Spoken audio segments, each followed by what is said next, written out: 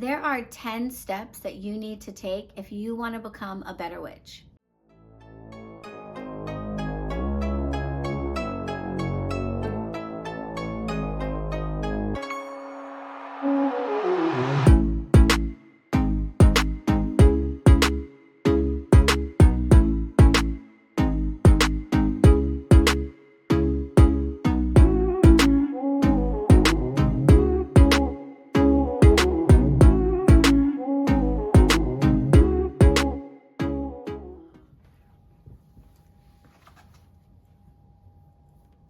There are 10 steps that you need to take if you want to become a better witch. What's up, witches? I'm Allie Kravitz, aka BronxWitch, and welcome back to my channel. Before I get into breaking down these 10 steps, I want to let you know that I am going to be teaching my 10 steps to becoming a better witch free webinar this upcoming weekend. Yes, I know, short notice, but I wanted to make sure that you knew about it. I have taught this webinar in the past, and I've even offered it as a full-length class on my shop's online portal, and I'm bringing it back to teach it once again. I think the first time I taught this webinar was maybe back in 2021, and it has been incredible how impactful this material has been. There have been a couple hundred witches that have taken the class, and dozens of witches that have enrolled in my Better Witch Magic Intensive, my 6-month-long class and coaching program. And it's been incredibly rewarding to see folks interested in witchcraft who feel like they are just doing witchy things actually go to the next level of becoming witches and incorporating magic into every part of their lives. Becoming more proficient diviners, more proficient casters, and just generally having a better understanding of how the craft can improve their lives and help them to improve the lives of the people around them. If you don't know who I am, like I said, I'm Allie Kravitz. I'm the Bronx Witch, and I started on my magical journey when I was 12 years old, which is 25 plus years ago now. I have always wanted to live a magical life. I always felt like the things that I was taught as a child growing up in a really Christian household didn't quite answer all of my questions and didn't seem to align or make sense with what I felt was happening within myself and the world around me. I always felt like there was a power inside of myself that I wanted to access, and learning more about the craft allowed me to do that. So fast forward to now, I am the owner of BronxWitch HeadQuarters, which is the only co-working space specifically dedicated to spiritual practitioners and magical practitioners in all of New York City. And I'm also the CEO of Better Witch Coaching, which is a class and coaching program offering education on everything from the craft and divination to spiritual entrepreneurship. And it has been quite a journey. That 25-year journey has been filled with a lot of trial and error, some mistakes, and certainly a lot of loneliness, because I didn't have a lot of people around me who were also interested in the craft to support me or to just kind of be like my witchy bestie while I was learning all of these things. And what I have done in the last few years is I have taken the things that I have learned and the big aha moments in that 25-year journey, and I have broken them down into 10 steps. There are 10 areas of the craft that every witch needs to, if not be proficient in, at least have a good understanding of how it works in order for the craft to become something that you don't just do on the side, but that is really a part of who you are and how you live your life.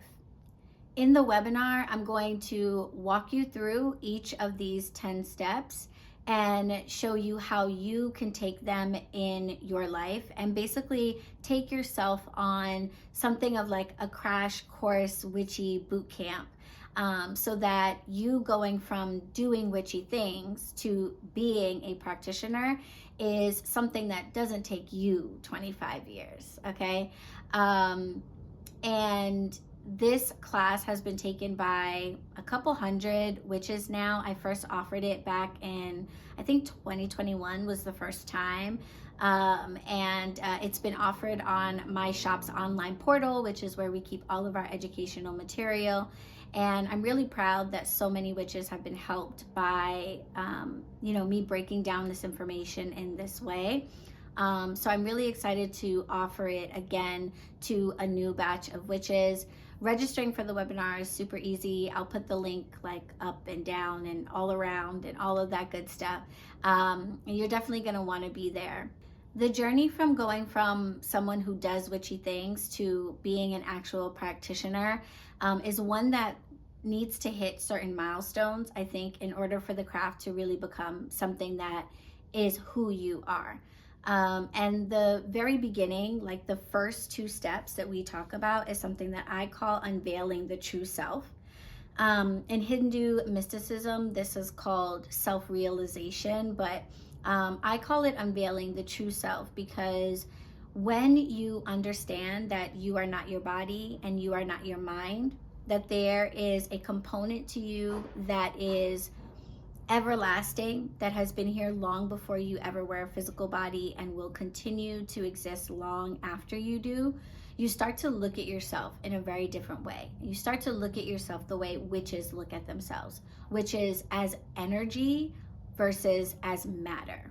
Once you realize that you're more energy than matter, the next question that logically flows from that is, how do I actually connect with that part of myself and listen to that part of myself more than I listen to my body and my mind? Being able to identify the energy that is within you is the first step to effective spell casting, to effective divination, because that's all witches are doing when they're casting and divining.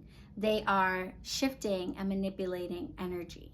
So if you're going to expect yourself to be able to do that, you have to be able to sense energy, which is a very subtle type of frequency to be able to tap into. And so I start us off with being able to tap into that frequency within ourselves, because that's, I think, easier than trying to pick up on or shift energy outside of yourself. But once you become comfortable with sensing the energy that is within yourself, then you are able to start picking up on shifts in energy that are happening around you in the natural world, that are happening in other people, and that may even be happening in other realms, like in the spiritual realm or in the astral realm.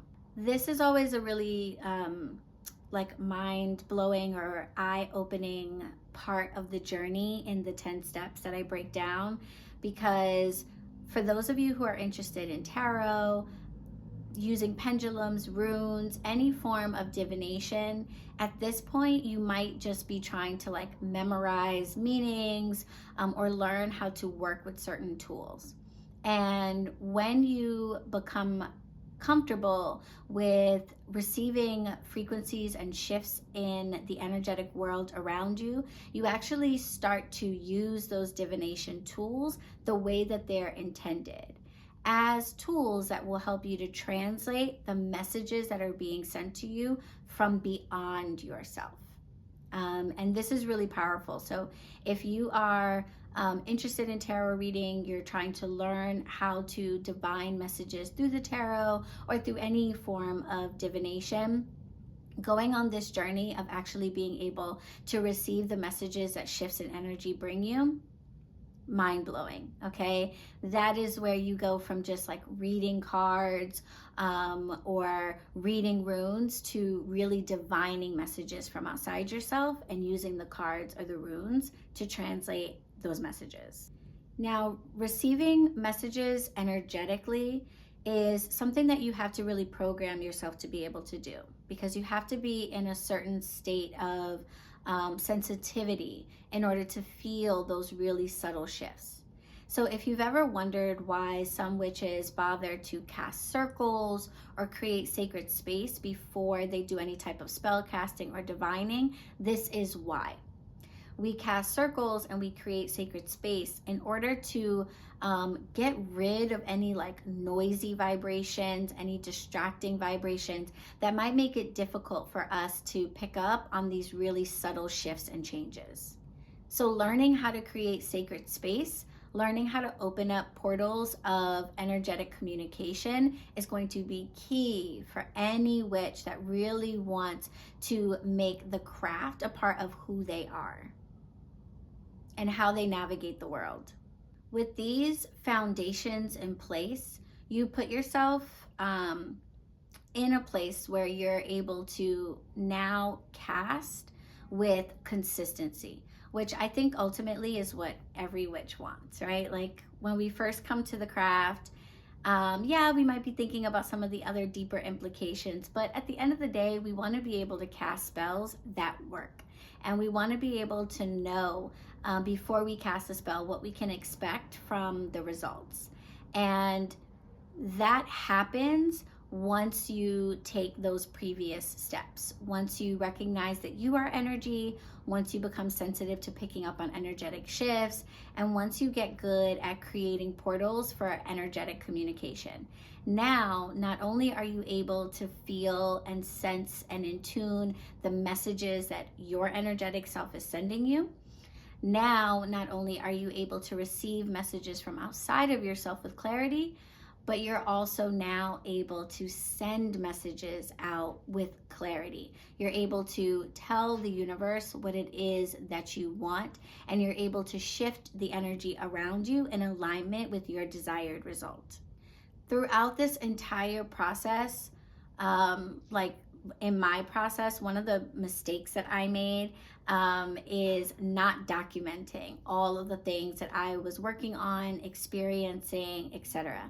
And I actually made a video about it, so I might link that up above. But if I forget, you can just go to my channel and search for mistakes because I made a whole video about how I was going about my magical journaling totally wrong. If I could go back, that is one thing that I would change. I would have done a much better job of, instead of trying to create like a textbook for myself or like a how-to guide on the craft, I would have done a better job of just journaling, like keeping a diary about all the things that I was doing every time I went to a witchy shop, or I took another class, or I tried a new spell, or I bought a new tarot deck. I wish that I had done a better job over the years of recording those instances. Recording your progress as a practitioner is super, super helpful because it helps you to see what you have actually learned so that you don't have to keep relearning it, right? Because like you learn something and then you kind of forget it and then you have to learn it all over again. But if you keep a record of it, that's much less likely to happen. And it just sort of speeds up your learning curve, speeds up the process of getting better at anything. So I talk about the importance of keeping a magical record, but I also break down how you should go about doing it. Because I was keeping a magical record, I was just doing it all wrong, and in a way that ultimately wasn't helpful over the years. So throughout this process, you want to keep a magical record. And then finally, I think the really like cementing thing that you can do for yourself is to find community. It's one of the reasons why I created HQ. For my entire life, I never had that. And there are certainly shops. This is New York City, so we've got crystal shops, we've got witchy stores. But what do you do when you're done shopping? What do you do when you're not trying to buy more stuff? When you want someone to go with you to festivals and events? You want a community of people that are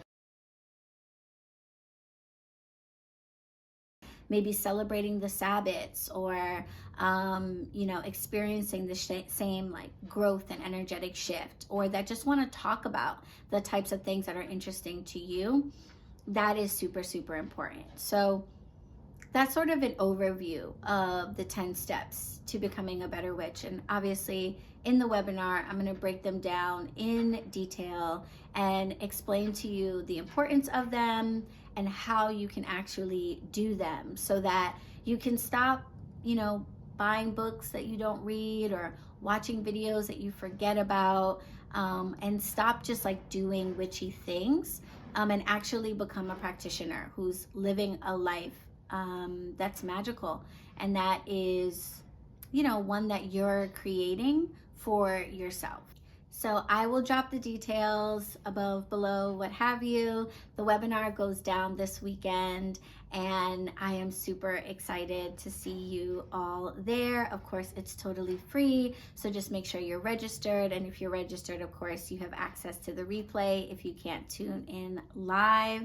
And yeah, I'm just really excited to bring this webinar live once again, to a whole new batch of practitioners that are out there, okay? So yeah, stay tuned. I will see you there. And if you have any questions, you can drop them down in the comments. See you soon. Blessed be.